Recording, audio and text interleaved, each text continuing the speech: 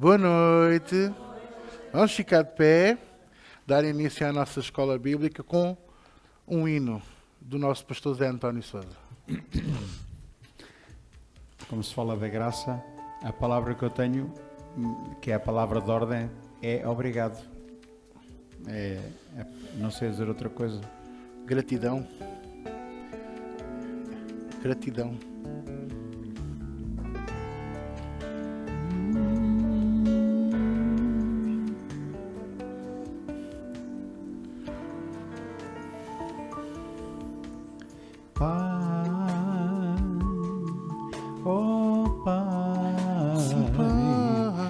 Te agradeço pela minha salvação, Pai.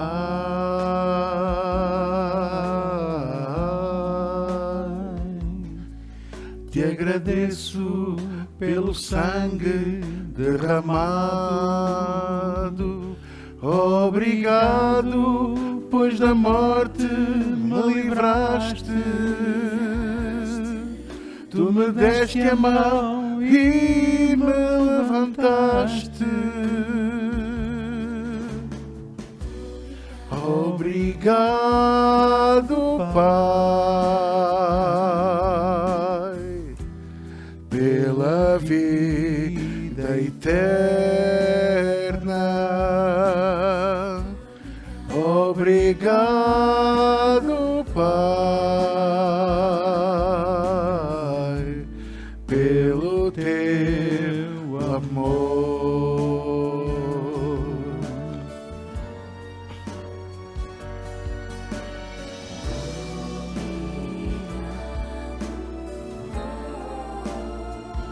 Glória ao teu nome, Jesus. Estamos tão gratos a ti, Senhor.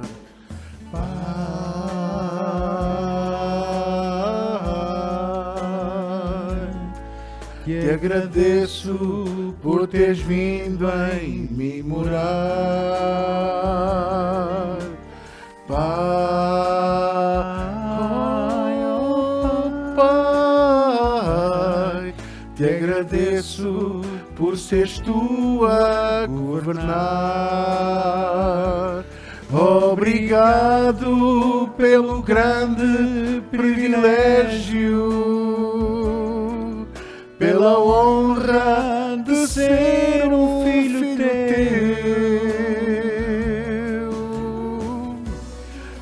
Obrigado, Pai, pelo teu poder.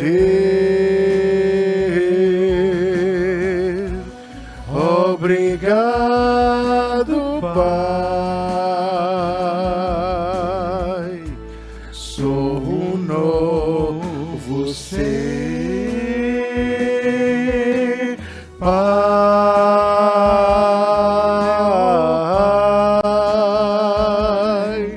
Te agradeço somente pelo que és,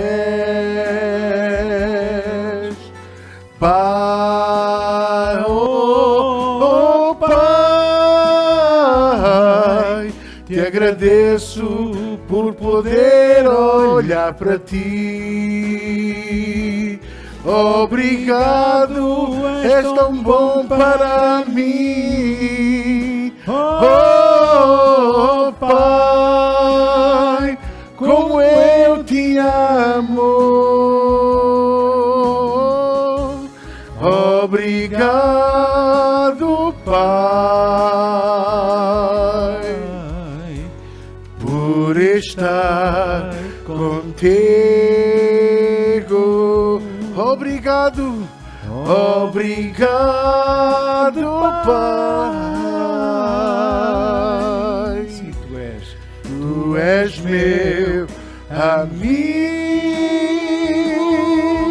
Obrigado, és Tão bom para mim. Oh Pai, como eu te amo. Obrigado, Pai, por estar estar contigo. Obrigado, Pai, tu és meu amigo.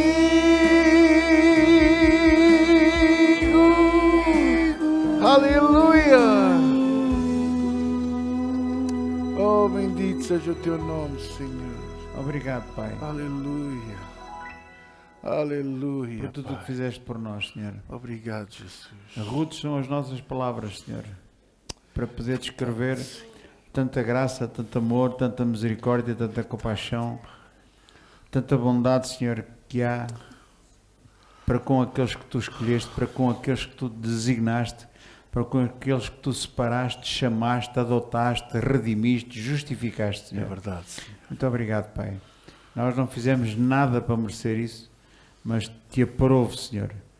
Deu-te prazer fazer este ato de bondade para connosco, Senhor. Muito obrigado.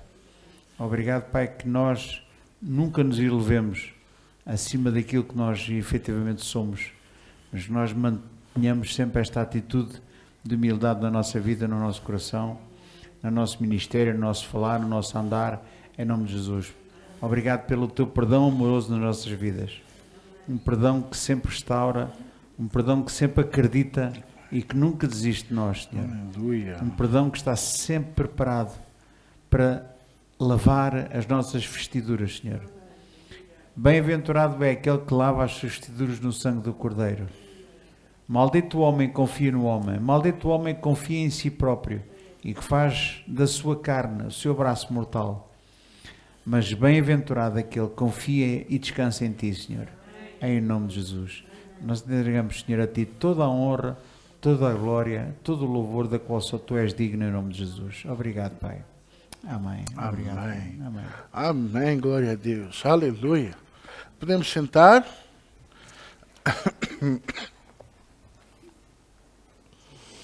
Glória a Deus.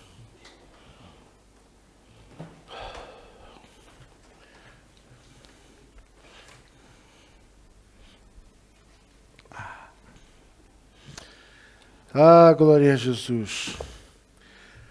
Vamos abrir as nossas Bíblias em Romanos 8.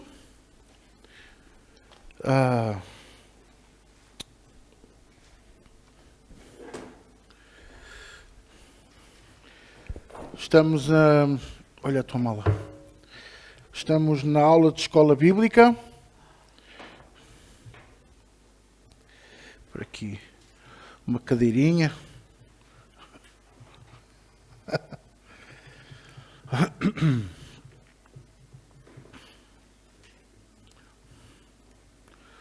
Glória a Deus. Eu dou graças a Deus, primeiro que tudo, pela escola bíblica que nós temos, porque o que Deus tem ensinado à Igreja através de nós, nestes tempos de escola bíblica, e nós já estamos neste propósito há 3 anos, à volta disso, e tem sido tremendo. Tem sido tremenda a revelação, o ensino, a partilha e a forma como Deus tem tocado nas nossas vidas. E às vezes as pessoas dizem assim, mas não é muita palavra, sexta e domingo. Não, porque domingo é diferente, domingo é pregação. A pregação, nós não aprofundamos muito na pregação. A ideia é o alimento espiritual, mas também o abrir dos olhos, não é? Enquanto que à sexta-feira, aí sim a gente mergulha fundo. Ou pelo menos tentamos. Às vezes não conseguimos logo, não é? Às vezes não dá para mergulhar logo fundo. Mas vamos semana após semana, semana após semana, paulatinamente, vamos caminhando cada vez mais fundo no conhecimento da palavra, não é? Irmãos, durante muitos anos, eu e mais alguns, o pastor Zé António, por exemplo, nós pensávamos que estávamos a nadar no oceano da unção, mas uns anos mais tarde viemos a descobrir que, afinal de contas, havia muito mais nós tínhamos sede demais, mas não sabíamos o quê. Não era fastio, era fome mesmo. Tínhamos fome demais. E não percebíamos porquê. Porque até então achávamos que tínhamos o alimento perfeito. Achávamos que tínhamos o conhecimento bíblico perfeito. Então havia sempre aquela dúvida, não é? Porquê que há tanta fome? Porquê que temos tanta vontade de aprofundar mais, de ter mais conhecimento, de crescer mais, não é? E eu lembro-me de Samuel Otorian dizer muitas vezes isto: quanto mais eu sei, menos eu sei. E ele já disse isto no topo dos seus 50 e muitos, em que ele dizia mesmo: quanto mais eu sei, menos eu sei, porque quanto mais nós aprofundamos a palavra, mais nós descobrimos que menos sabemos. E esse eu costumo dizer que são os pequenos paradoxos de Deus, não é? Porque Ele é tão grande e quis fazer morada numa coisa tão pequena como eu e como você. E nós que somos tão pequenos e achamos que sabemos tanto, quanto mais nós mergulhamos nele, mais percebemos que o mar é imenso, é um oceano que cobre todo um planeta, não é? E estávamos a nadar, não era num rio, era num riacho, num pequeno riacho, e achávamos que era águas profundas. Por exemplo, em Lucas 5 temos um episódio muito crasso, que muita gente usa para a área das finanças, mas que também é bom para nós.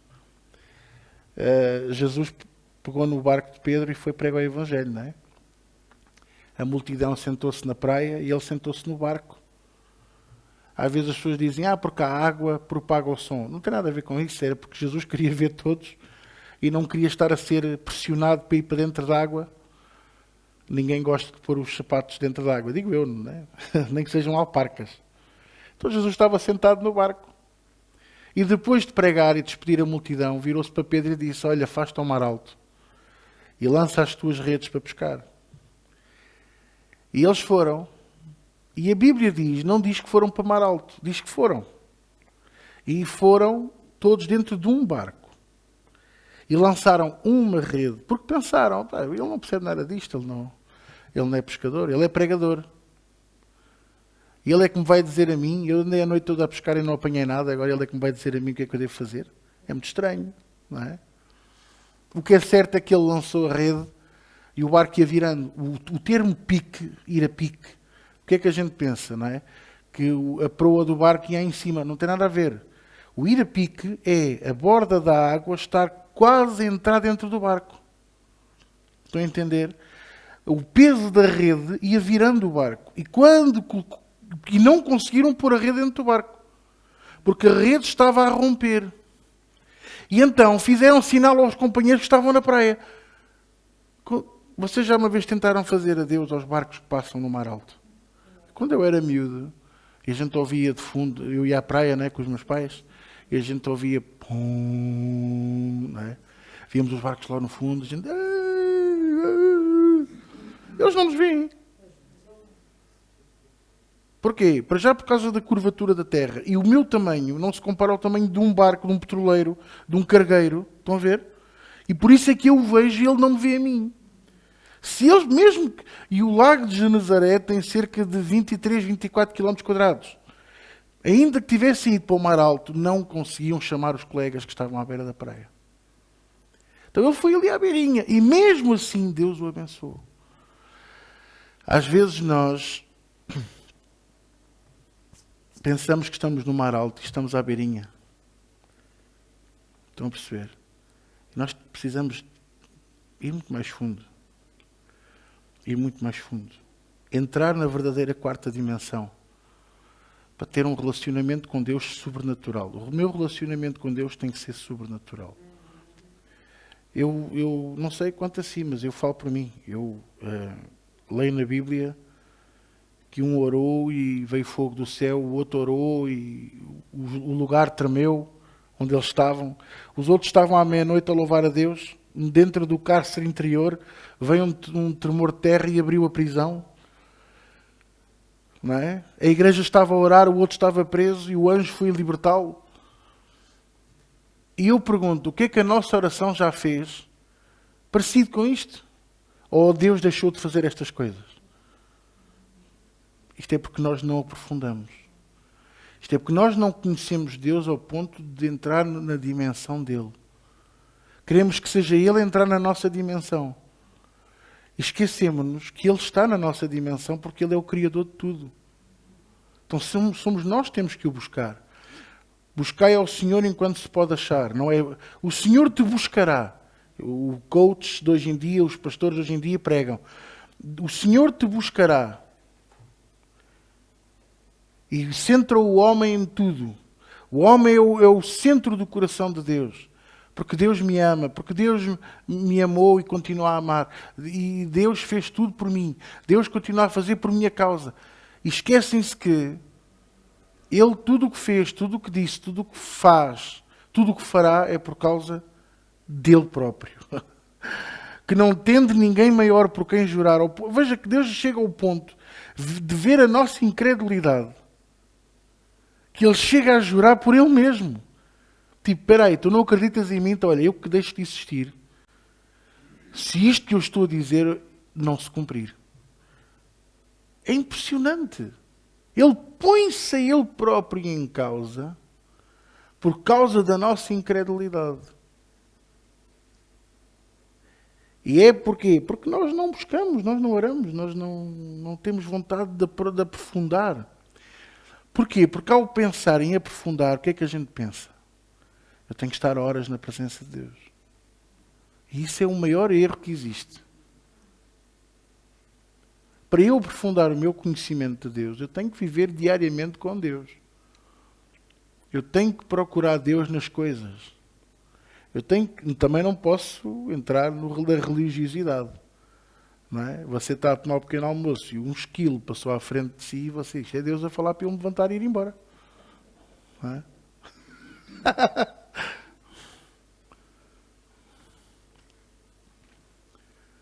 Então temos que caminhar na busca incessante da presença de Deus. Essa busca deve ser incessante até ao fim da nossa vida.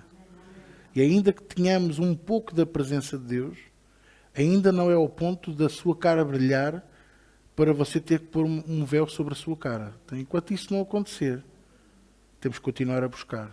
Temos que continuar a buscar. Moisés esteve na presença dele 40 dias e 40 noites.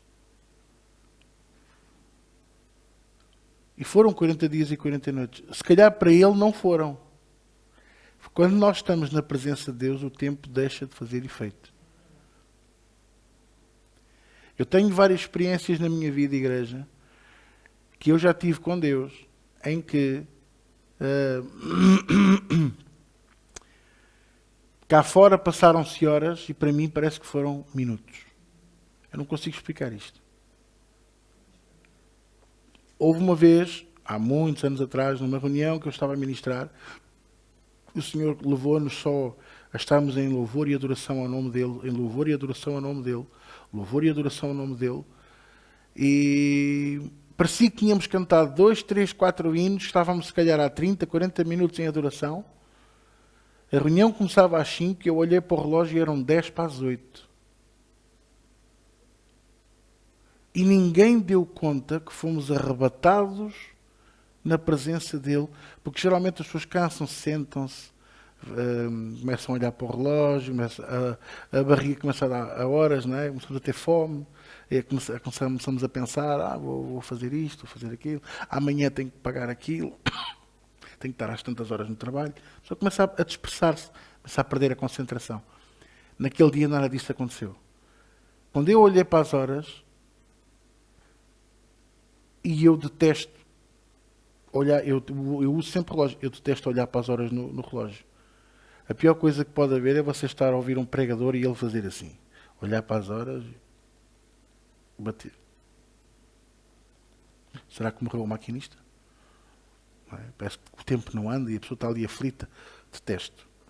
A melhor coisa que pode haver é terem um relógio escondido e a pessoa vai olhando e você nem vê que eu estou a olhar para as horas para ir controlando, não é? Que é para não abusar.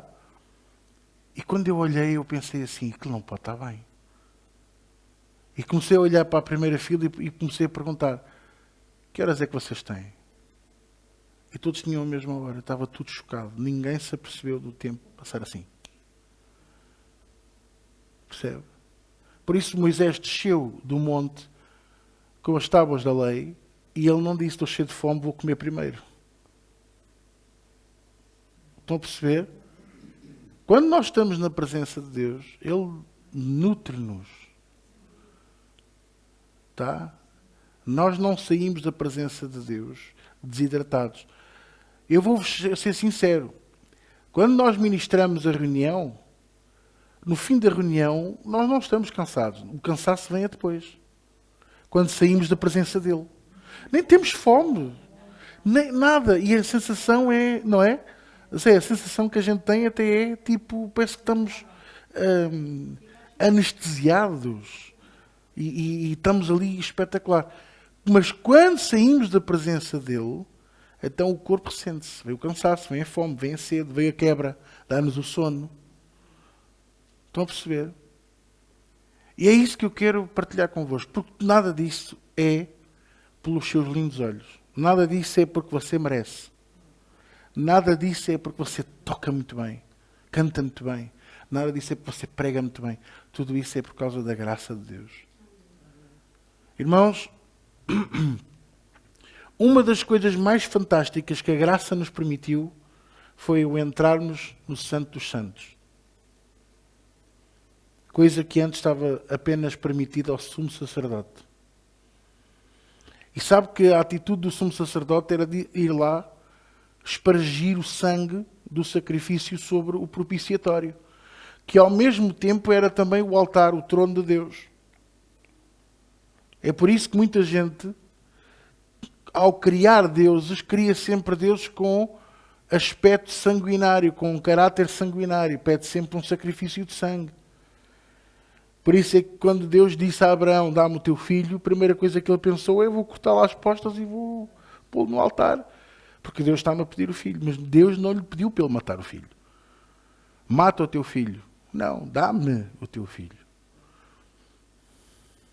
Isto é a interpretação, não é? A graça de Deus o que faz é que deixamos de ser, vá lá, substituídos por um sumo sacerdote e passamos a ir nós ao Santo dos Santos. Passamos a ser nós, a ter um acesso total ao altar de Deus, ao trono de Deus, aos pés de Jesus. E a falar com Ele, olhos nos olhos, cara a cara. Até então, ainda se mantinha o pedido do povo. Tu falarás com Deus, Deus falará contigo e tu nos dirás o que fazer.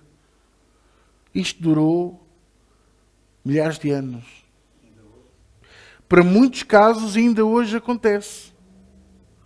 Para muitos casos que ainda hoje não vivem, nem querem viver na graça, rejeitam a graça.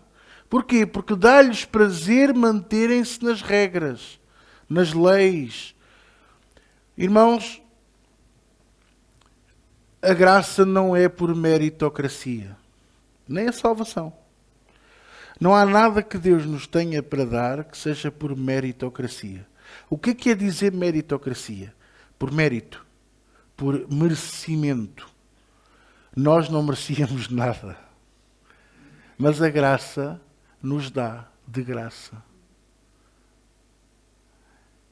E às vezes eu fico tão triste quando eu ouço pessoas resumirem a graça de Deus ao chavão evangélico pentecostal. A graça é um favor não merecido. E é. Mas é tanto mais do que isso. É a mesma coisa quando as pessoas dizem assim: o que é que Deus é para si? Tudo. Estão-me a dizer, a pessoa que me diz que Deus é tudo, está-me a dizer que não é nada. Porque você não sabe definir o que Ele é. Irmãos, eu hoje acordei e eu vi a misericórdia e a compaixão de Deus por mim. E eu disse a Deus: Senhor, Tu és tão compassivo e misericordioso comigo. Tens tanta paciência comigo. Eu às vezes não tenho paciência nenhuma. Houve um dia, os pássaros não se calavam, estava-me irritado. Pipipiu, pipipiu, às 3 da manhã, às 4 da manhã, às 5 da manhã.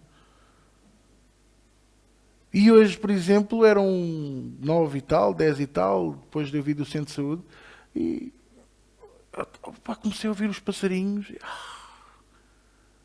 Tão bonito hoje.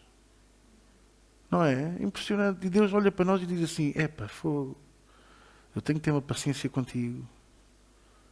E nós temos que reconhecer isso. Então há dias em que eu reconheço que Ele é compassivo e misericordioso. Há outros dias que eu reconheço que Ele é o meu Redentor. Ele me redimiu. A redenção é tão profunda. A palavra redimir no inglês é como se fosse limpeza bruta, limpeza áspera. E nós temos que entender que quando aquilo que Deus tem feito por nós, ao derramar o seu sangue por nós, tem-nos dado precisamente isso. Uma redenção tão aprofundada, tão forte, tão poderosa, que é áspera na nossa vida, sim. Mexe connosco, raspa. Mas não é para nos fazer mal. É para nos fazer bem. Quando você vê os lençóis encardidos, o que é que você faz? Você não... A gente põe um bocadinho de detergente. Eu digo a gente porque eu também faço. Ou as toalhas que saem da máquina encardidas, eu às vezes deixo-as ir ao sol primeiro, ponho o estendal, e depois quando já estão assim, tipo carapau seco, rijas, agarro nelas, ponho um bocadinho de detergente, um bocadinho de água quente. Ai, pastor, está a fazer mal à toalha. Não, não. Deus faz a mesma coisa connosco. E sabe como é que isto se chama? A graça de Deus. Ninguém, ao ver uma toalha encardida, diz, olha, é esta toalha mesmo que eu vou comprar. Esta toalha nunca foi usada. Não, está aí nova, novinha. Você tem a ver que lhe falta pelo e tudo. E a pessoa vende a toalha como se fosse nova. E você compra, mesmo sabendo que não é, por compaixão e misericórdia. Eu vou pegar nesta toalha e vou fazer o melhor por ela. A única diferença é que a única coisa que você pode fazer é esfregá-la e lavá-la. E o que Deus tem feito por nós é nos restaurar e renovar. Fazer novas criaturas. Dar-nos uma coisa que a lei nunca poderia dar. O mundo não nos pode dar. Não há nenhum outro Deus que nos possa dar, que é a vida eterna. Então isto é muito profundo. É muito maior do que apenas dizer que é um favor não merecido. Eu merecia? Não, você também não merecia, nenhum de nós merecíamos. Não é por meritocracia. Mas eu obedeci, logo eu mereço a bênção. Não tem a ver por obediência. Isso era a lei. E, às vezes eu ouço pastores dizerem assim, a bênção vinha por obedecer. Olha que não. O que vinha, ou melhor, o que não vinha era a maldição. O que não vinha era a maldição. Porque no momento em que não há um ponto neutro, no momento em que eu prevaricasse, a maldição caía com violência. É Deus que mandava a maldição. Não, Deus retira a mão. Deus retira a proteção. Porque a maldição já está neste mundo. Por causa de Adão e do pecado que ele e Eva cometeram. Quem é que me está a entender? Então, aquilo que eu quero partilhar convosco, dentro da graça de Deus e dentro daquilo que nós temos vindo a falar, está em Romanos 8, versículo 1, diz assim, portanto agora nenhuma condenação há para os que estão em Cristo Jesus, que não andam segundo a carne, mas segundo o Espírito. Porque a lei do Espírito de vida, em Cristo Jesus, me livrou da lei do pecado e da morte. Veja que Paulo, um homem que eu amo, a seguir a Jesus, vai ser a pessoa que eu vou querer abraçar quando chegar ao céu. E vou-lhe dizer assim, eu preguei o teu evangelho.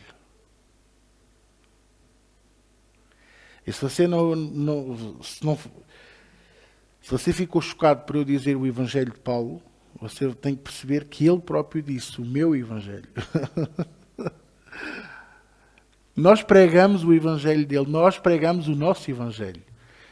Eu, António, Chaves, Carvalho, Ninja, todos os que pregam aqui, nós pregamos o nosso evangelho. Que é a graça de Deus manifesta em cada um de nós. As boas novas. Olha, eu era um condenado à morte e agora tenho vida. Eu estava no corredor da morte e você? Nós estávamos no corredor da morte. Uns era por decapitação, outros cadeira elétrica, outros por inalação de gases. O que é muito mal.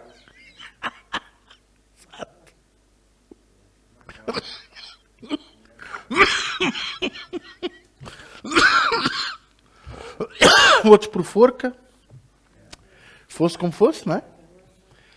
Mas ou crucificação.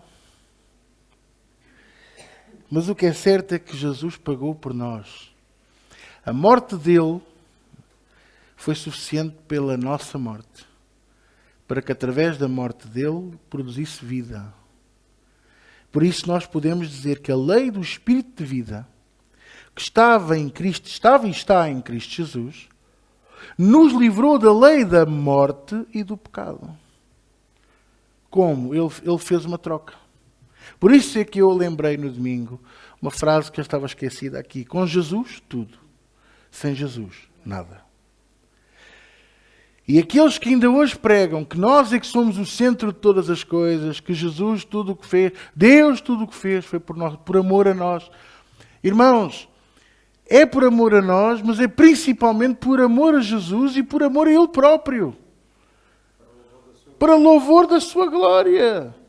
Para a exaltação do seu trono. Foi para cumprimento da sua palavra. Deus não é assim tão limitado. Deus quer mesmo a glória. Ele é o único digno de receber a glória. Ele não a partilha com mais ninguém. Ele é ciumento com relação à glória. E quando o homem quer ter glória para ele, sabe o que acontece? Deus vai e quebranta esse homem. E se não resulta, Deus parte-o ao meio. E se não resulta, Deus enterra-o, faz tudo o que tiver que fazer até ele se quebrantar. E se tiver que ele morrer para ressuscitar, que seja, tantos casos, pessoas que perderam a vida e que depois... Olha Lázaro.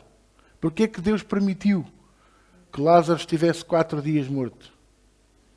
E quando Jesus lá chegou, o que é que Jesus disse na oração que fez em alta voz? Muita coisa que ele disse, mas houve uma que ele disse, foi: tudo o que tu fizeste aqui foi para a tua glória, para que eles soubessem quem tu és e quem eu sou diante de ti. Tudo é para a glória dele.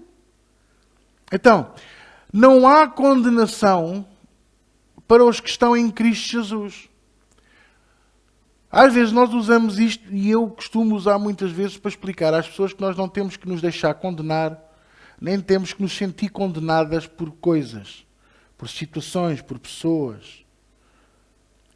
Mas também temos que entender que hoje a lei já não nos pode condenar, porque já não vivemos pela lei. Hoje já não podemos ser confrontados pela lei da carne, mas somos confrontados pela lei do Espírito, que é o quê? O amor, a graça e o amor. Ora, a graça de Deus acarreta o amor de Deus, sim. O que muitas das vezes as pessoas não explicam é que o amor de Deus acarreta a sua disciplina, a sua justiça e a sua grandeza e a sua glória. Deus não é nenhum parvinho, Deus não é nenhum mocotó, como se diz no Brasil. Deus leva as coisas muito a sério. Deus faz as coisas muito a sério. O que é que me está a entender? Então, está mesmo explícito que não há condenação para os que estão em Cristo Jesus, que não andam segundo a carne, mas segundo o Espírito. Porque a lei do Espírito de vida, em Cristo Jesus, me livrou da lei do pecado e da morte. Ou seja, eu já não estou condenado pela lei da morte e do pecado. Eu já não estou condenado por aquilo que eu fiz ou faço.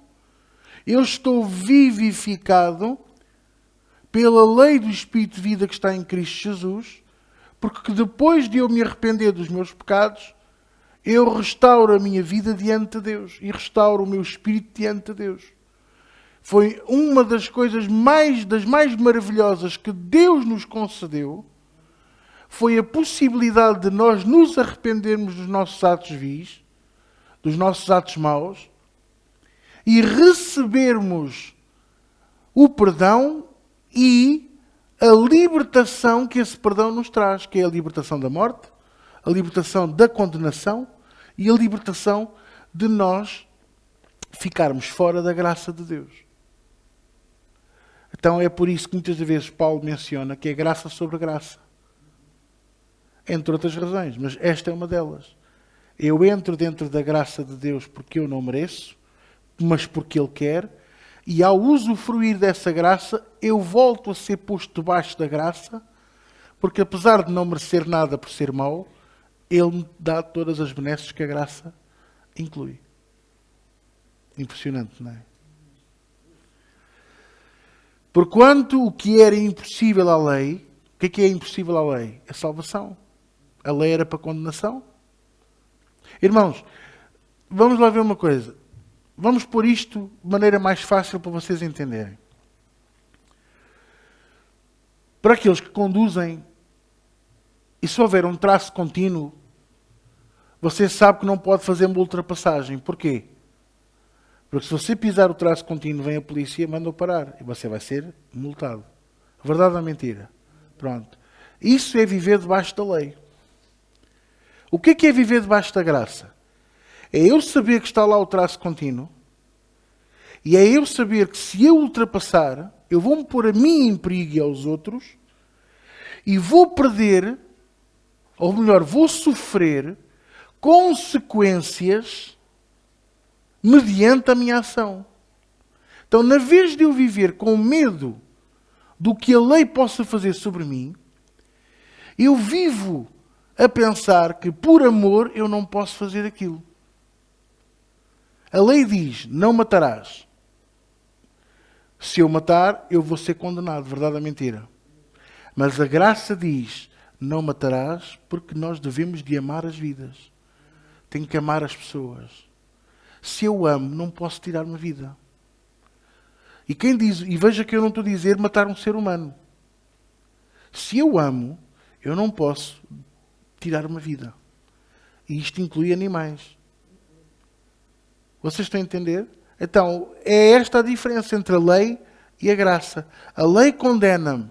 Se eu pisar o traço contínuo, se eu tirar uma vida, eu sou condenado e sou ou prisão perpétua ou condenado à morte. Em Portugal não há pena de morte, mas há a prisão perpétua, que no fundo, seja pelo cúmulo de penas ou não pode ser mais do que 25 anos. Até nem é perpétua, é 25 anos. Mas há países que têm prisão perpétua. A pessoa vive o resto da vida sem possibilidade de ter condicional. O que a graça diz? Diz que eu, por amor, não posso fazer aquilo. Até eu não faço, não é com medo da consequência, mas é por amor à pessoa, por amor à situação, por amor à minha própria vida, por amor a Deus. Vocês estão a entender? Uma vez eu ouvi um pastor, nós brincávamos muito com isso, e o pastor Chaves também. O pastor Dimas Fernandes uma vez contou uma história de uma experiência dele com o Espírito Santo, que ia fazer uma ultrapassagem antes de uma lomba e o Espírito Santo lhe disse, não faças isso, e ele não fez e naquele momento vinha um carro em sentido contrário. Ora, uma das regras do código é nunca fazer ultrapassagens antes de lombas, porque nós não conseguimos ver o que vem no sentido contrário. Nem sequer conseguimos ver o que está na nossa faixa. Porque podia estar outro carro próximo e nós não conseguimos pôr o nosso. Estão a perceber? E eu lembro-me perfeitamente como se fosse hoje. Estávamos os dois na escola bíblica, eu e o pastor Chaves, e estávamos os dois sentados, ouvimos a história do pastor Dimas e ele disse-me assim, para isto não era preciso o Espírito Santo. É senso comum, cumprimento da lei. A graça não vai mencionar a lei.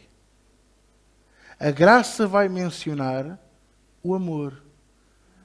E vai dizer assim: por amor à tua vida, por amor a Deus, por amor às vidas que vão contigo no carro e às possíveis vidas que vão no outro sentido, tu não vais fazer tal coisa. Vocês estão a entender? Eu deixo de ser condenado e eu passo a ter uma vida de, por compaixão, misericórdia e amor, cumprir o que Deus me manda fazer, mas na vez do medo da consequência, eu passo a ter o amor pela benesse daquilo de fazer o que é certo. Não sei se eu me estou a fazer entender. Então, o que era impossível à lei, que era a salvação, visto como estava enferma pela carne, porquê? Porque a lei era humana. Ok, os 10 que Deus deu, sim, são divinos. Se você não sabe, fica a saber. Praticamente todas as leis do mundo, ou todos os sistemas penais do mundo, os 10 mandamentos são a origem desse sistema penal. Inclusivamente o sistema penal português.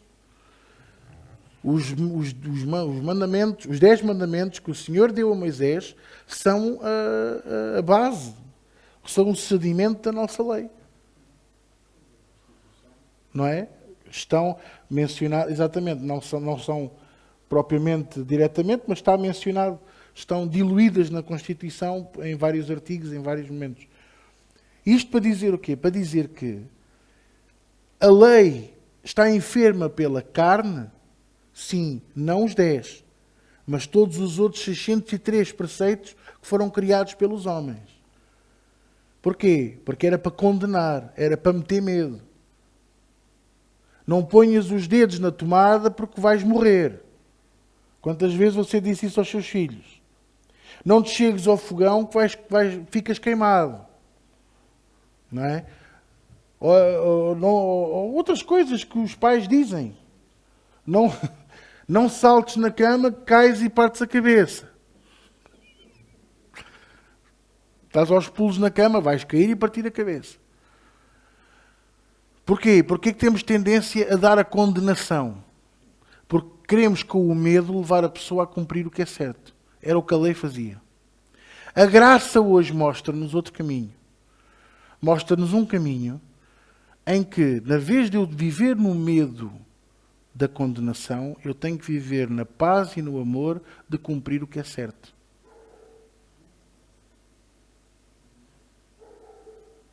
Na paz e no amor de cumprir o que é certo. Porquê é que eu não posso matar? Porque é suposto eu amar as pessoas. Porquê é que eu não posso roubar? Porque se eu amo, eu não posso roubar a pessoa que eu amo. Eu não vou cobiçar a mulher do próximo porque eu amo aquele casal. Vocês estão a entender? Mesmo que eu não os conheça. Mas você não os conhece de lado nenhum. São transeuntes que vão na rua. A mulher é bonita. Você não olha. Tem se eu 2 para amanhã ele converte-se e ele vem à minha congregação. Ele vai a dizer, aquele fulano andou a olhar para a minha mulher. Olha o nosso testemunho. Vocês estão a entender? Mas Paulo aqui começa por dizer, não há condenação para os que estão em Cristo Jesus. Não vos deixais condenar pelas vossas ações. Agora, que as nossas ações sejam, dentro do possível, o melhor. Paulo até diz, não aqui, mas em Coríntios, aquilo que eu faço, aquilo que eu quero, eu não faço. E aquilo que eu quero, eu não consigo fazer. Vamos pôr isto noutros termos também ditos por ele. Não há um justo nem um sequer. Vamos pôr então o versículo do Velho Testamento. Todos foram condenados à morte. Não havia nenhum puro, não havia nenhum que faça o que é bem, que faça o que é reto, faça o que é justo. Porquê que somos assim? Porque é a nossa natureza. Deus fez-nos assim. Não, o homem decidiu. O homem decidiu pecar. O homem decidiu comer de um fruto que Deus lhe disse, não comas desse. Tens milhares de frutos no jardim. Você sabe que o jardim não era um quintal. Era uma zona tão grande que era coberta por 3 rios. 2 deles ainda hoje existem, Tigres e Eufrates. O jardim do Éden, que é considerado pelos cientistas aquela zona, que há de ser mais ou menos Iraque, Síria, Kuwait, aquela zona ali circundante, é bastante grande. A chamada janela 40-40 é chamado o coração da terra. Apesar de hoje ser um deserto, é uma zona riquíssima.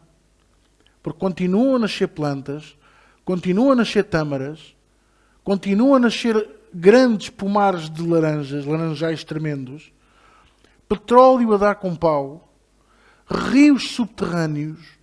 Os cientistas não conseguem compreender como é que uma zona que hoje está coberta de areia árida continua a ser fértil, poderosa. Porque o jardim do Éden estava ali. Agora, veja, num jardim daquele tamanho, não havia só 4 ou 5 árvores, havia milhares, para não dizer milhões de árvores. Frutos diferentes. Anonas, laranjas, pêssegos, bananas, romãs, a fruta que você mais gosta, cerejas, morangos, seja qual for. E foi mesmo aquele que Deus disse, deste não comas. Não te estou a pedir muito. Destas árvores todas não podes comer daquele. Logo aí o homem deve ter ficado, o homem e a mulher, não é? Mas porquê aquele? É tão bonito. E depois a serpente andava lá de volta, sabe? A árvore batia no fruto e fazia assim um brilho e a pessoa, epá, está-me a nascer água na boca.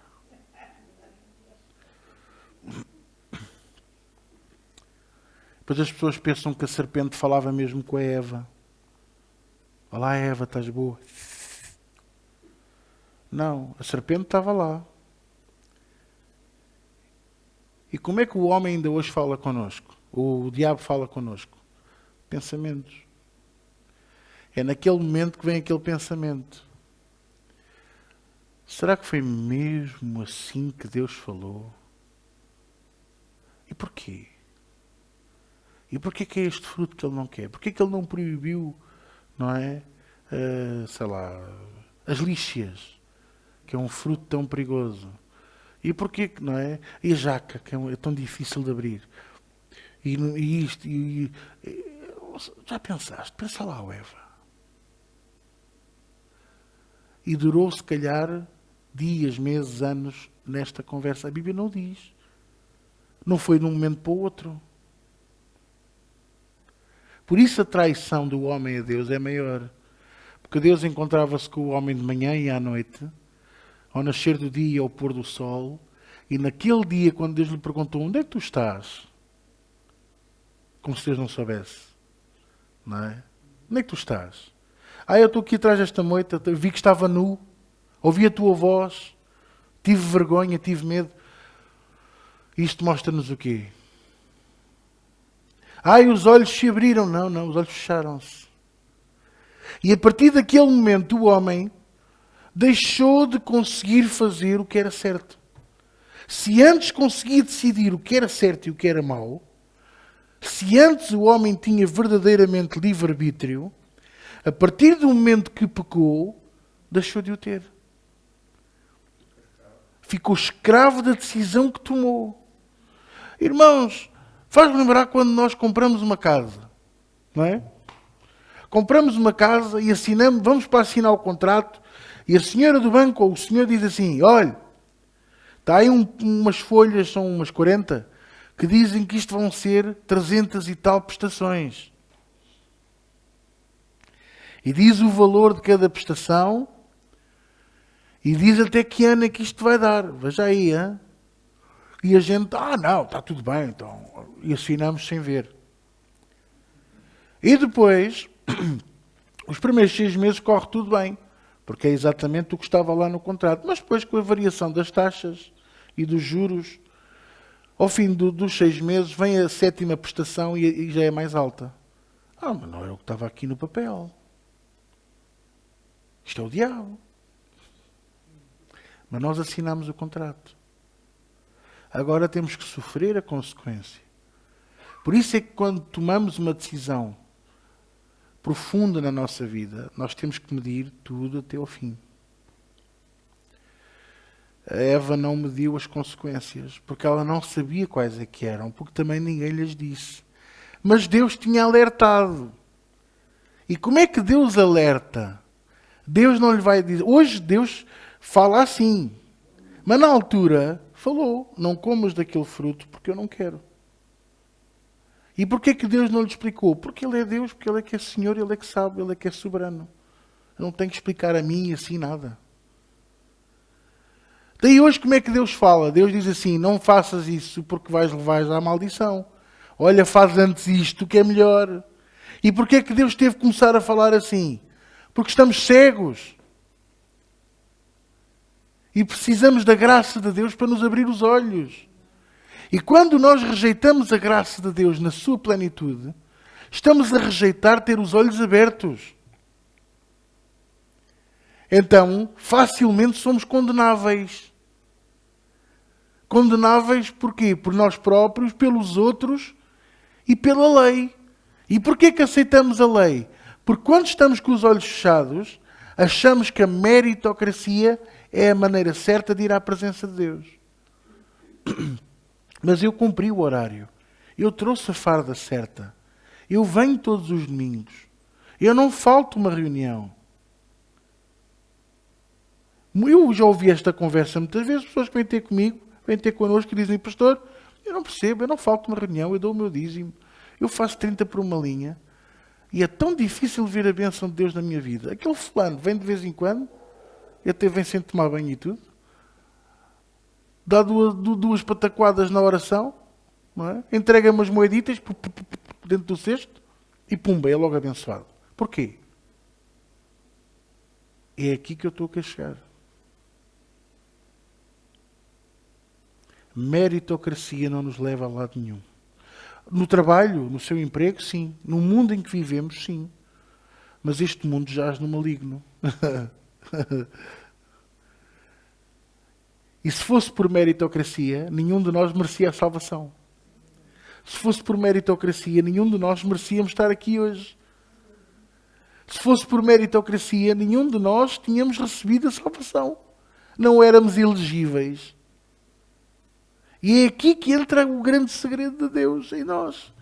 Porquanto o que era impossível à lei, versículo 3, visto como estava enferma pela carne, Deus enviando o seu Filho, em semelhança da carne do pecado, porque nasceu de Maria, pelo pecado, condenou o pecado na carne. Parece que há aqui uma redundância, mas não há. Ele condenou o pecado na carne, sendo ele perfeito na carne. Ele provou a mim e a si que podemos ser perfeitos. E, no entanto, Jesus irritou-se. E, no entanto, Jesus até tinha assim um discurso. Não era muito de dar bons dias, nem era muito de dar grandes sorrisos. A Bíblia não diz uma única vez que ele sorriu. No entanto, ele tinha bom humor. E há respostas que ele dá aos fariseus e até aos saduceus, e principalmente aos escénicos, que é de bradar aos céus e é de rir à gargalhada. Principalmente quando eles querem falar com Jesus e Jesus diz, olha, se a semente não morrer primeiro, nunca vai dar fruto. Porque eles tinham a semente na mão e achavam que eram os donos do mundo. Eles tinham o dinheiro. E Jesus estava-lhes a dizer, a semente eu tenho que morrer primeiro para que o que quer que eles estejam a fazer possa dar fruto. E eles não entenderam nada. Estão a entender? O que era impossível à lei foi feito por Jesus. E ele condenou na carne, através do pecado, o pecado através da carne.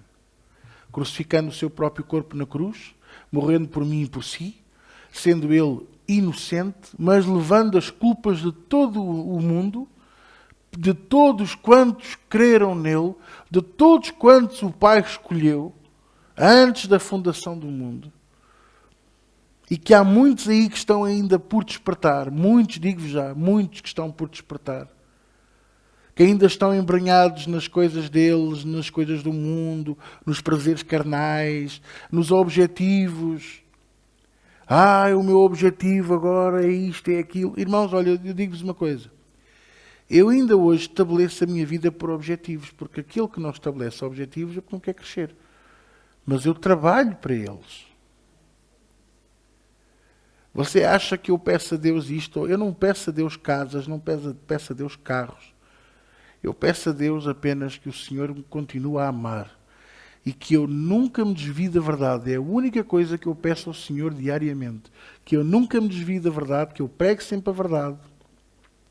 Que eu permaneça diante dele, mais nada. Então o pastor não pede casas, não pede carros, absolutamente nada. Daí não faz um sonho, não faz a quarta dimensão, absolutamente nada. Eu vou-vos dizer, a casa onde eu vivo hoje, se fosse pela quarta dimensão, eu nunca lá chegaria.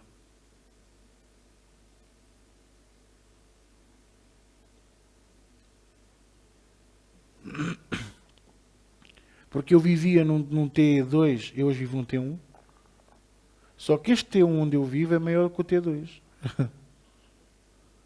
E tem melhores condições que o outro T2. E eu tenho coisas nesta casa que eu sempre desejei em toda a minha vida e foi algo que estabelecemos eu e a minha esposa, trabalharmos para isso. É verdade. Mas nunca fizemos disso tem que ser assim. Não. Foi tipo, se eu puder ter, melhor. Até ir para a igreja, você não põe alvos? Eu ponho alvos, sim, ponho. Sabe qual é o alvo? Que nós possamos continuar a crescer em conhecimento e em verdade.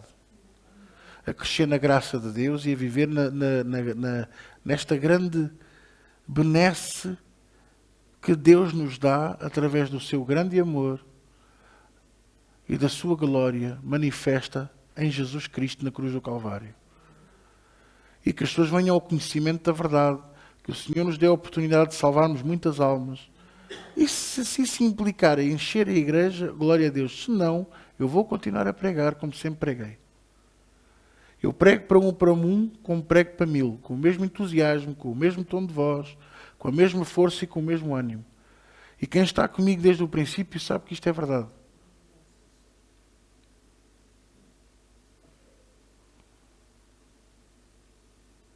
Porque nós não podemos definir o nosso sucesso como pregadores com o tamanho da igreja. Isso é o maior erro que existe. Isso é medir as pessoas pelo sucesso do mundo. O mundo é que vê o sucesso da pessoa através do quê? Do número de carros, do dinheiro na conta bancária, da casa. Porquê? Porque a sociedade estabeleceu assim. Mas, irmãos, eu conheço muita gente, para mim, tem sucesso e não tem assim muito dinheiro. Porque sucesso, por exemplo, para mim, é ter uma família feliz. Você vive em paz na sua casa, então você já tem meio caminho andado para ter sucesso. Só a questão de ter paz. Não haver gritos, não haver discussões. Pode haver discórdias, isso há. Eu comprei um grelhador ontem e nós discordámos várias vezes, eu e a minha mulher, sobre a forma de montar. Principalmente quando ela queria montar as coisas sem olhar para o manual. E eu estou-lhe sempre a dizer, eu sou um pregador do manual. Eu, sem este manual, eu não sei pregar a palavra. Então porquê é que eu hei de montar um grelhador sem olhar para o manual? Não, ele não vai ficar bom. E ficou de jambana. Então tivemos que desmontar uma parte para voltar a montar, de acordo com o que estava no manual. Já não ficou de jambana. Estão a perceber? Então, versículo 4, para que a justiça da lei, ou seja, para que o cumprimento da lei e o seu resultado se cumprisse em nós, que não andamos segundo a carne, mas segundo o Espírito. Agora, a minha pergunta é, andamos mesmo sobre o Espírito ou sobre a carne? Qual é o nosso grande objetivo? Continuamos a ter medo da lei ou já nos libertamos da lei mesmo e andamos na carne, andamos no Espírito? Porque esta aqui é a grande questão. É que muitas das vezes nós dizemos, não, pastor, eu ando pelo Espírito. Mas de vez em quando o nosso velho eu acorda e lá vamos nós outra vez agarrar-nos à lei. E julgamos o pecado das pessoas pelo tamanho. Essa é a maior discórdia que nós encontramos nas igrejas. Cheguei a ter grandes discórdias aqui por causa disso. Porque há pessoas que ainda hoje olham para o pecado pela qualidade ou pela quantidade. E Deus olha para o pecado, ponto. Pecado para ele, pequeno ou grande, é grave. É uma doença grave. Deus vê o pecado como uma doença em nós. Como uma doença mortal que nos vai levar à morte. Por isso a Bíblia diz: o salário do pecado, o resultado do pecado, o efeito do pecado é a morte. E quando ele diz que é a morte, quer dizer, e logo a seguir até ele explica que o pecado na carne vai produzir morte na carne, mas o pecado no espírito vai produzir morte no espírito. Não só vai nos matar o corpo, como pode nos evitar de alcançar a salvação eterna. De ter aquilo que Deus nos deu por seu prazer, por seu amor, por sua glória. Vocês estão a entender? Às vezes as pessoas dizem-me assim, é como o suicídio. Pastor, a Bíblia não fala no suicídio. Pois não. Mas se Deus nos deu algo tão extraordinário para a sua glória, quem somos nós para terminar com isso? Quem é que me está a entender? Então, versículo 5, porque os que são segundo a carne inclinam-se para as coisas da carne, mas os que são segundo o Espírito para as coisas do Espírito. Porque a inclinação da carne é morte, mas a inclinação do Espírito é vida e paz. Morte, vida e paz. Morte, vida e paz. E é impressionante como nós podemos ver aqui, não é? Que se nós nos inclinamos para a carne, vamos nos inclinar para as coisas da carne. Vamos nos inclinar para a lei, para o pecado. Vamos andar no medo. Porque a lei acarreta imediatamente medo. O que é que eu tenho-vos ensinado? Pastor Zé António tem-vos ensinado. Medo não provém de Deus. Deus acarreta sobre nós é temor. Temor não implica medo. Temor implica respeito. Implica nós vivermos debaixo... A palavra em inglês é... ou seja, nós estamos assoberbados por algo maior do que nós. E nós temos que nos render. E essa coisa, ou esse algo maior do que nós é Deus. E nós temos que nos render a Ele. E chama-se isso temor. Qual é a grande diferença entre temor e medo? Eu não vou fazer isto porque eu tenho medo das consequências. E temor, eu não vou fazer isto porque eu sei que vou magoar a Deus. E podemos comparar que enquanto um é medo das consequências, o outro é respeito pela pessoa a quem buscamos e adoramos. Versículo 7. Porquanto a inclinação da carne é inimizade contra Deus, pois não é sujeito à lei de Deus, nem em verdade o pode ser. Portanto, os que estão na carne não podem agradar a Deus. Não é impressionante o que está aqui escrito? No entanto, a lei foi dada por Deus. Então Deus virou-se contra a sua própria palavra, contra a lei? Não. Deus virou-se foi contra esta divinização que o homem deu à lei. Esta adoração pela lei que fez com que trouxesse idolatria ao coração do povo. Era mais importante dar o dízimo do coentro e do cominho do que dar alimento às viúvas e aos pobres. E Jesus, quando mencionou isto aos fariseus, disse, não deixando de fazer a primeira, porque está certa, não deixem de fazer a segunda, porque também é amor. E muitas das vezes eu gosto de resumir isto como sendo a letra em si mata. É tão dura que condena para a morte. Mas o Espírito vivifica, porque na vez de condenar para a morte, vai nos vivificar juntamente com Cristo para o amor e para a paz e para a vida eterna. O que é que me está a entender? Portanto, vós não estáis, versículo 9, não estáis na carne, mas no Espírito. Se é que o Espírito habita em vós. Paulo aqui também, quando menciona isto, dá logo a tacada. Que é para a pessoa não bater no peito e dizer, não, em mim habita, tens a certeza que habita? Ele gosta sempre de lançar a pergunta. Se é que o Espírito de Deus habita em vós, mas se alguém não tem o Espírito de Cristo, esse tal não é dele. E se Cristo está em vós, o corpo na verdade está morto por causa do pecado, mas o Espírito vive por causa da justiça. Então habitamos num corpo, mas o Espírito é que tem que prevalecer sobre a carne, sobre o pecado e sobre tudo o resto. Ok, nós não somos perfeitos e por isso não conseguimos que esta prevalência seja permanente ou seja constante. Mas que na maior parte do tempo assim o seja. Eu volto a dizer, Jesus foi perfeito, no entanto irritou-se. No entanto tinha palavras duras. Um dia entrou lá no templo, pegou no azurrate, deu uma tareia naqueles vendilhões todos.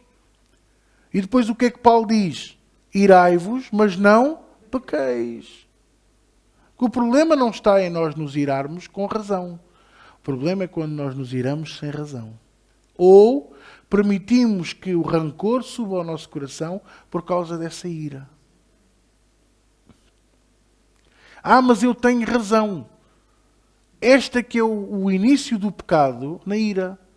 Eu tenho razão. Irmãos, é impossível ter razão e a graça. Ou nós temos razão e somos condenados à morte, ou temos a graça e damos muitas graças a Deus porque nem isso merecíamos. É impossível ter razão e ter graça.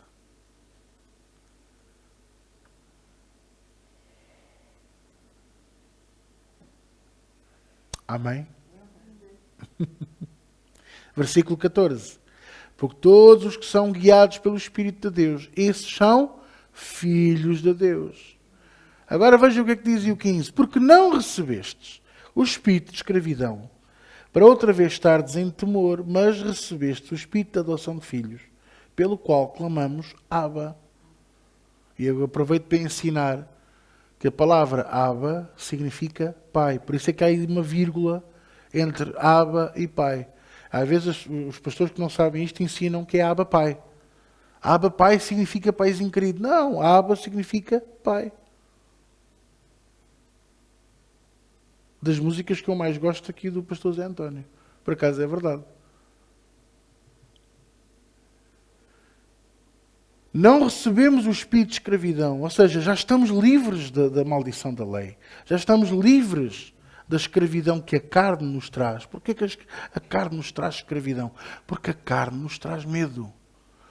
Traz-nos medo, traz-nos incerteza. A carne traz-nos o amor pelo pecado. A tendência por escolher as piores coisas sempre. O pior caminho. E isso é o quê? Escravidão. Como ainda há bocadinho o pastor António estava a dizer. Quando Adão optou por desobedecer a Deus, ficou escravo dessa ação, dessa decisão. Então nós hoje já não recebemos o espírito de escravidão. Porquê? Porque entramos dentro da graça para outra vez estarmos em medo. Mas recebemos o espírito de adoção de filhos. Nós não merecíamos ser sequer filhos. Lembre-se do filho pródigo. Pequei contra o céu e contra ti, já não sou digno de ser teu filho, mas recebe-me como teu empregado. Lá está. Por isso é que nós muitas vezes dizemos, eu sou apenas um servo. Nós somos filhos de Deus. Mas eu muitas vezes digo, eu sou apenas um servo, porque eu não merecia ser filho, eu não mereço ser filho. Nunca vou merecer ser filho. Eu não mereço, nunca mereci, nem nunca vou merecer aquilo que Ele fez por mim. E aquele que pensa que merece já está condenado à morte. Porque não é por meritocracia. Isto parece uma conversa constante, mas é. Dentro daquilo que eu quero dizer hoje a vocês. O Espírito de adoção de filhos, pelo qual clamamos Abba, que significa Pai. O mesmo Espírito testifica com o nosso Espírito que somos filhos de Deus. O Espírito de Deus testifica com o nosso Espírito que somos filhos de Deus. E se nós somos filhos, somos logo herdeiros. Também herdeiros de Deus e co-herdeiros de Cristo, se é certo que com Ele padecemos. Veja, lá está Paulo outra vez a levantar a pergunta. Quando nós já pensamos, eu também sou herdeiro, sou co-herdeiro, eu tenho direito a isto tudo, isto é tudo meu. Paulo logo vem e levanta a questão e diz, se é que verdadeiramente padecemos com Ele, porque é preciso morrer com Ele para ressuscitar com Ele.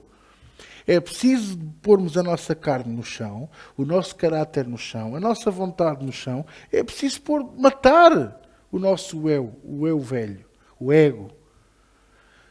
João Batista matou o ego dele no dia em que ele disse: é necessário que eu diminua para que ele cresça. Porque estavam-lhe a perguntar se ele é que era o Messias. Então, mas tu tens um ministério já tão grande, tens aqui uma igreja tão boa, com cadeiras almofadadas e ar-condicionado. Gosto tanto do teu Mercedes, João Batista. Devia ser um burrito. Sim, é que tinha. Um camelo de 2 cilindros, 2 bossas.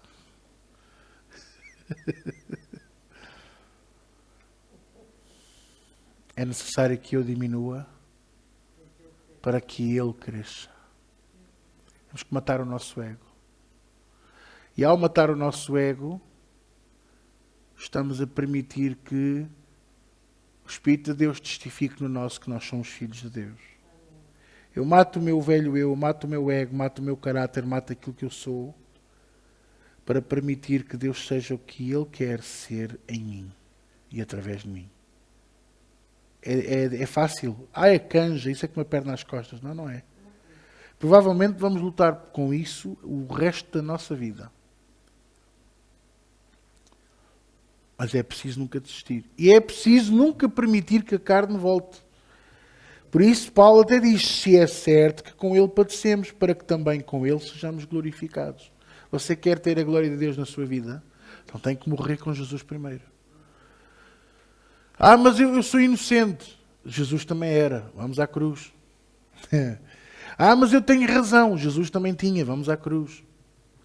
Mas Jesus, mas eu sou diferente porque eu tenho esta razão e tenho esta desculpa porque na minha infância.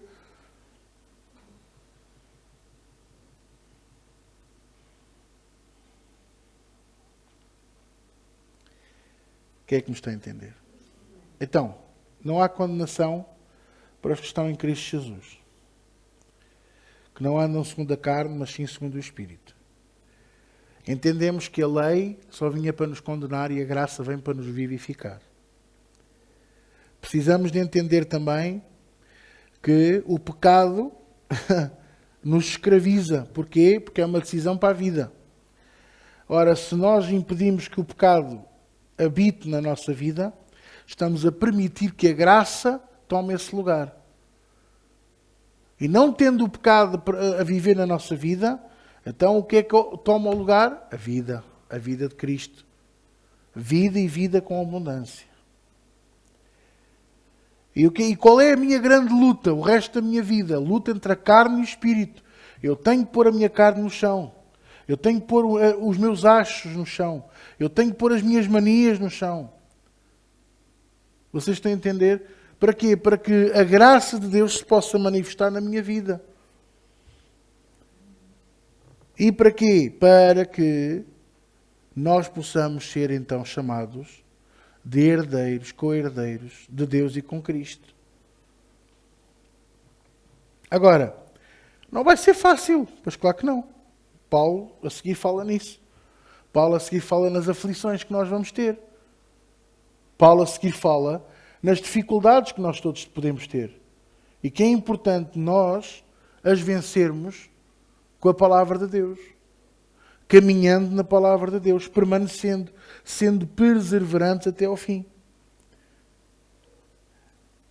E por isso eu quero exortar cada um de nós a entendermos que, independentemente das limitações que nós possamos ter, se você é uma pessoa que tem o Espírito de Deus dentro de si, você pode e deve arrepender-se dos seus pecados, pedir ajuda ao Senhor para poder caminhar na verdade, na graça e na palavra de Deus. Diga mesmo a Deus: Senhor, faz a tua vontade na minha vida, eu ponho a minha vontade no chão, faz com que eu caminhe mais na tua graça, faz-me operar na tua graça. E aí, sabe, uma das coisas que vai começar a acontecer é, nós deixamos de ter vontade de condenar os outros. Nós deixamos de ter prazer em dizer mal dos outros. Depois começamos a ver os outros a terem atitudes menos corretas e até ficamos incomodados com aquilo. E aí entra outro segredo, porque é outro patamar. Que é não olharmos para eles e pensar: eu sou melhor do que eles, porque eu já não faço isto. Senão aí caímos no mesmo patamar. Voltamos à estaca zero. É ver aquilo e orar por eles. Eles precisam de oração. Porque estavam cegos como você também estava. Sejam cristãos ou não. Sejam crentes em Deus ou não. E vão gozar, vão criticar, vão opinar, vão murmurar, vão telefonar uns aos outros. E você já não tem vontade dessas coisas. Porquê? Porque você já passou. E depois, o que é que vem a seguir? Vêm as aflições. Porque deixamos de apontar os erros aos outros, então vêm as aflições. E as aflições vêm para quê? Que é para nós reconhecermos que somos fracos e precisamos de Deus. E não tem mal nenhum reconhecer a nossa fraqueza. Muitos de nós fomos educados com a história de que somos blindados à doença, que nenhum mal nos sucederá, nem praga alguma chegará à nossa casa. E está certo. Deus protege-nos, Deus guarda-nos. Agora, e se Ele permitir alguma aflição? O que é que você vai fazer? Vamos reconhecer a nossa fraqueza e pedir ajuda a Deus. Não vamos armar-nos em fortes. Não vamos ficar com a mania de que somos poderosos, quando poderoso é o nosso Deus. Ele sim é que é poderoso. Irmãos, quando nós começamos com a mania de que sozinhos vamos lá, você já é o seu próprio Deus. E depois eu pergunto: qual é a diferença entre aqueles que fazem da lei o seu Deus e você que faz de si próprio o seu Deus? Então, pastor, mas eu pensava que estava na graça, mas já não está. E veja como é muito fácil resvalar da graça para o erro.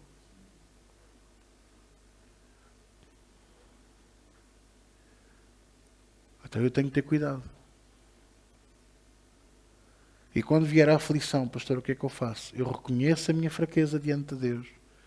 Eu reconheço a minha fraqueza diante de um irmão mais velho na fé, para orarmos juntos. Um pastor. Pastor, ore comigo aqui sobre este assunto. Quem é que me está a entender? Eu preciso da graça de Deus manifesta na minha vida neste assunto. Irmão, olhe que a graça de Deus pode não ser aquilo que você quer. Essa também é outra. Está a ver porque é que eu digo? Quanto mais eu sei, menos eu sei. Quanto mais a gente nada. E a gente, já estou a ver o fundo. E depois damos mais uma abraçada e, não era ainda o fundo. É o fundo do fundo. Olha o fundo do fundo do fundo do fundo ali. Por isso, meus amores, vamos com muita franqueza caminhar na graça de Deus conforme nós temos vindo a ensinar. Reconhecendo as nossas fraquezas. Assumindo que quando eu estou fraco eu sou forte, porque é Deus que toma as rédeas da minha vida. Ok? E quando a má notícia bate à porta, o que é que eu faço, pastor? Então eu vou à presença de Deus. Eu não vou ordenar, nem decretar, nem reivindicar. A gente não se tem lembrado destas, reivindicar. Eu reivindico. Satanás, tens que me devolver 7 vezes mais. Essa é outra. Gostava de saber onde é que isso está na Bíblia. Mas pronto. Até o diabo diz, espera aí, que isso é muito. Nem fui eu que roubei, quanto mais. Tu roubas-te a ti próprio e eu é que tenho que devolver 7 vezes mais. Nem nos Estados Unidos isto funciona.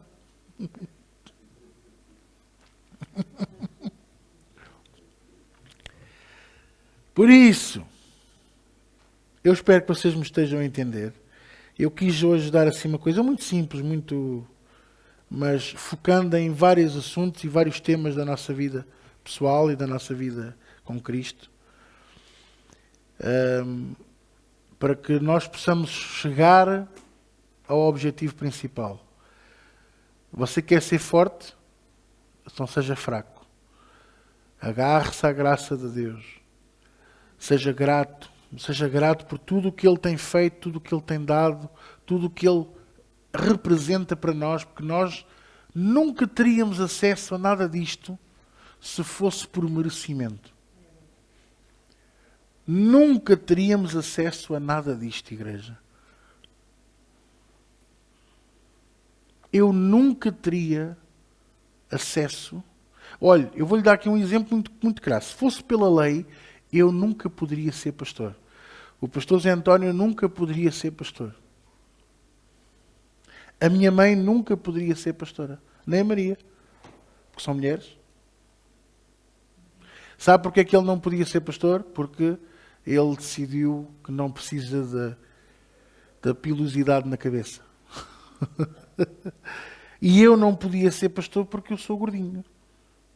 Porque os sacerdotes tinham que ser perfeitos. Não, verdade. Ambos usamos óculos para ver.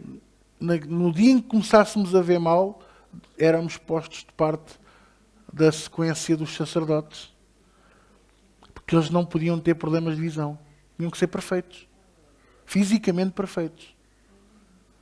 Mas a graça de Deus olhou para nós e olhou para ele e disse assim, mesmo sem cabelo eu te amo e que tu és especial para mim. Ele olhou para mim e disse, mesmo gordinho, com tanta fofura.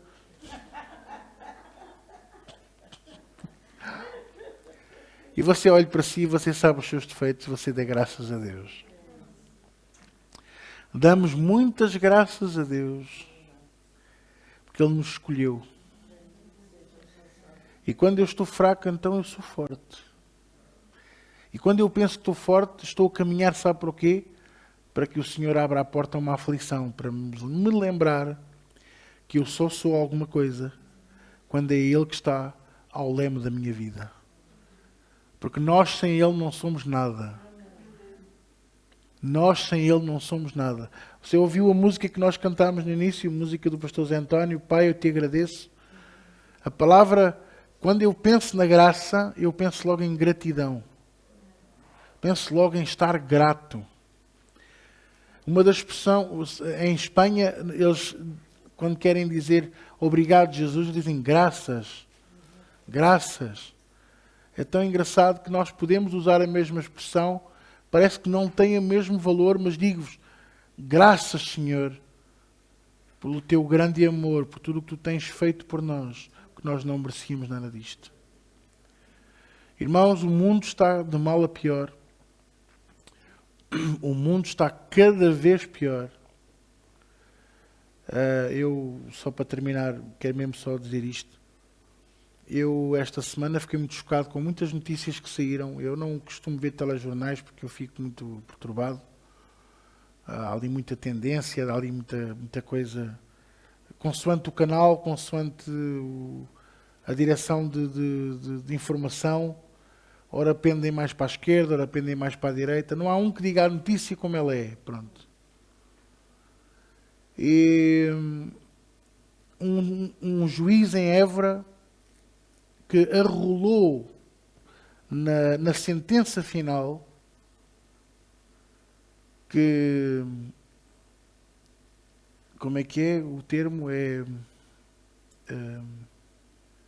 O contacto físico, toque físico, tem outro nome que eu agora não consigo lembrar, mas carinhos físicos por baixo da saia à mulher mesmo que a mulher não queira, não é crime. A criança, pronto, mas eu... Pois, mulher, criança, rapaz... O rapaz não usa saia, mas... Por baixo das roupas, vamos dizer assim. Contacto não é crime. Mesmo que não queira, não é crime.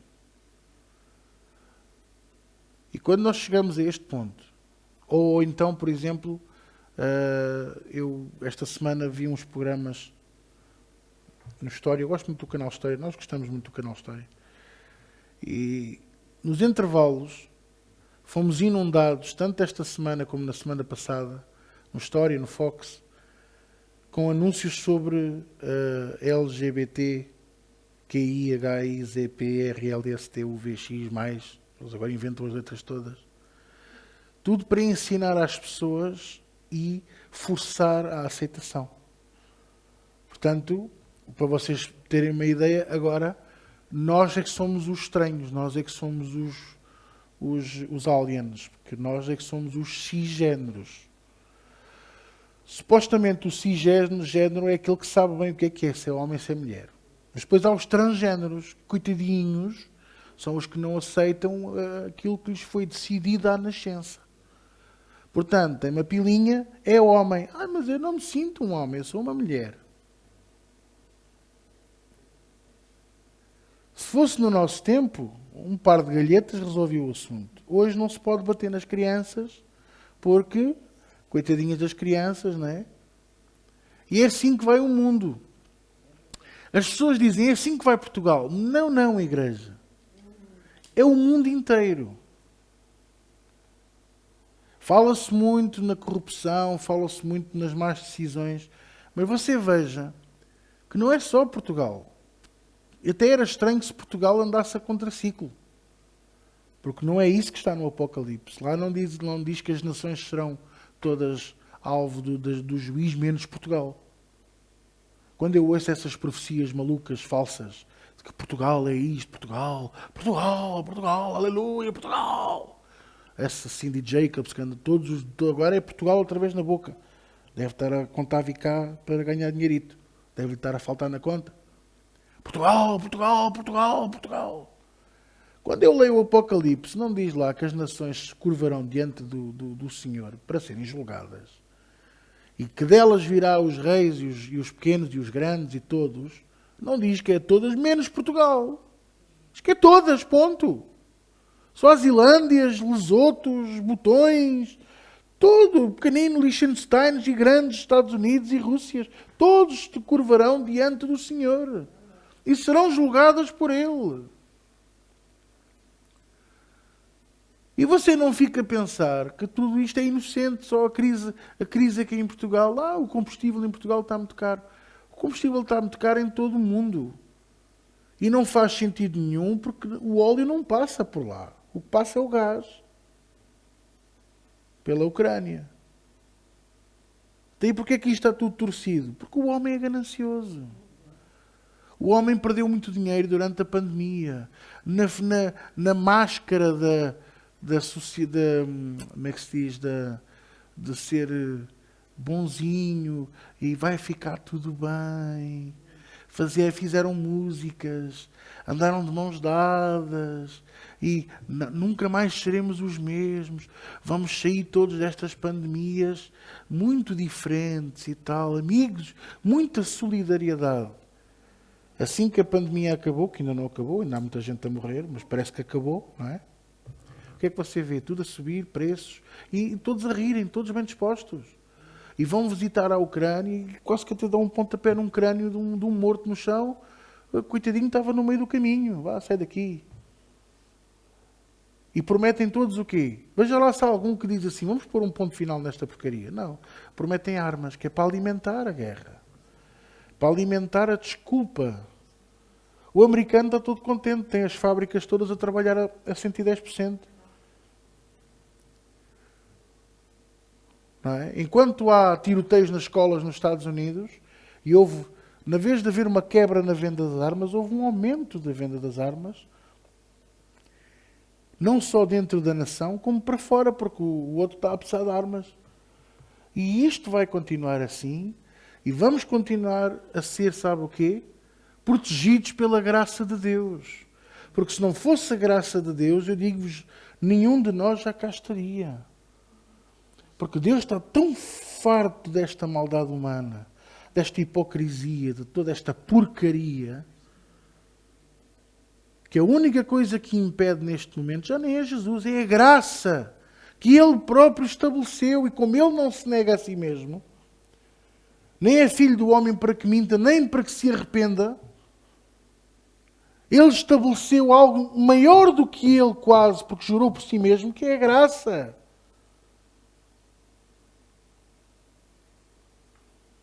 Mas a graça está a terminar.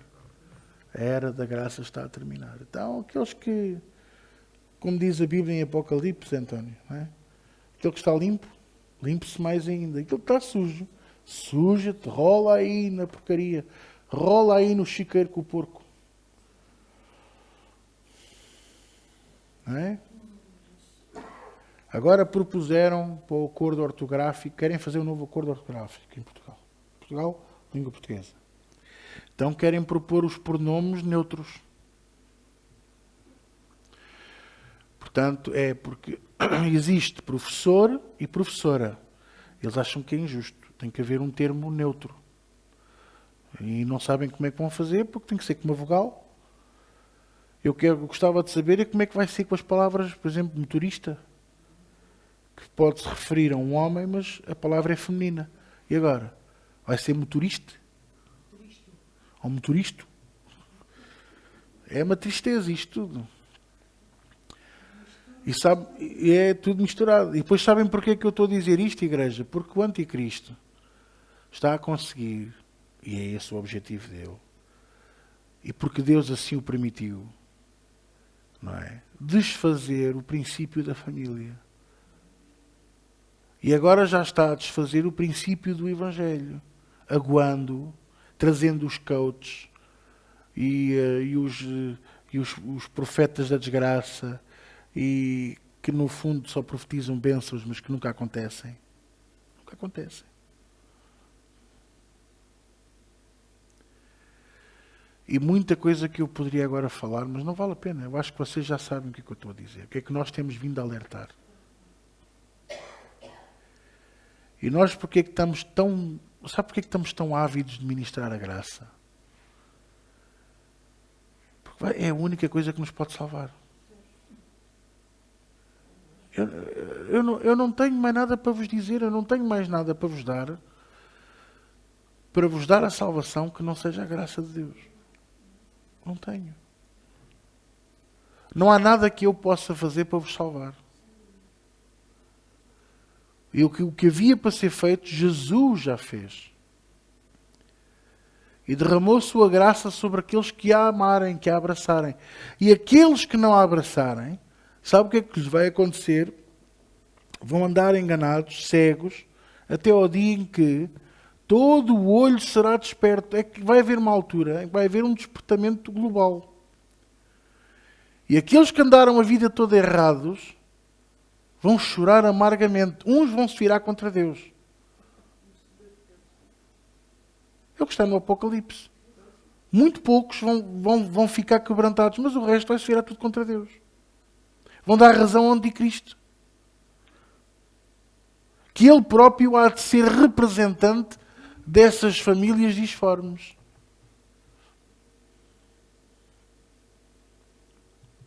E vai haver uma altura em que ser heterossexual há de ser quase um pecado. E poderia continuar aqui muito mais, mas não vale a pena. Vamos orar?